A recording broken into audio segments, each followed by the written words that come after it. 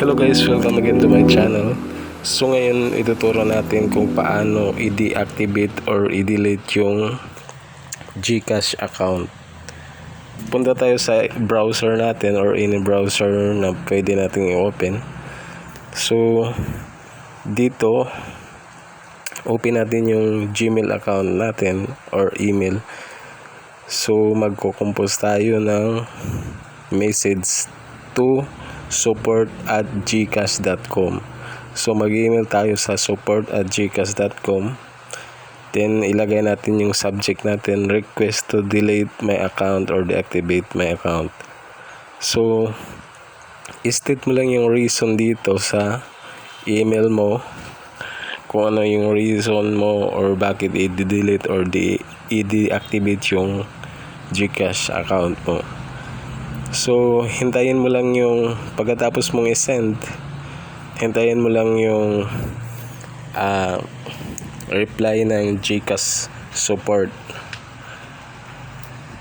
This video is brought to you by Dolorito Furniture located at Abgao, Maasin Bumisita City. Na kayo sa Dolorito Furniture Facebook account.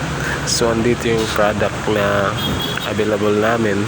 Pero kung mayroon kayong mga own design, pwede rin natin ipagawa yan para sa special price. So kung may mga katanungan kayo, mag-message lang kayo dito. At yung product natin, purong kahoy ito, hindi to walang plywood or something like plyboard na ginagamit.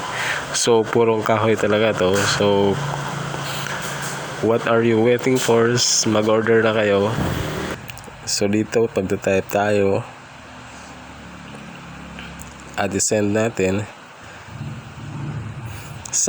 In my cases, madali lang siyang nag-reply. So after wala pang 1 hour, nag-reply na siya.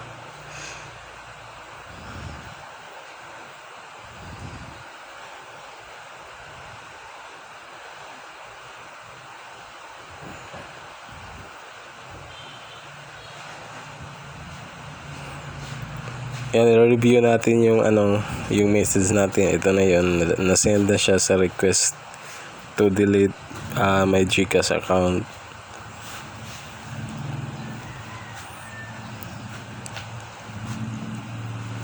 So after wala pang 1 hour, nag-reply na yung GCash sa akin at ito yung reply.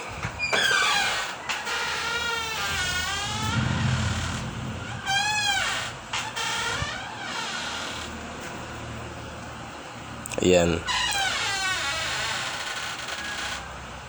So sa baba guys, pwede kang kung ano yung reply nila.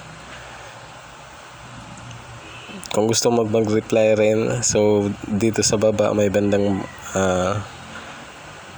left side reply or forward. So pwede kang mag-reply dito. At yun lang guys. Kung ano yung ng GCash, sundin mo lang para ma-deactivate yung account mo.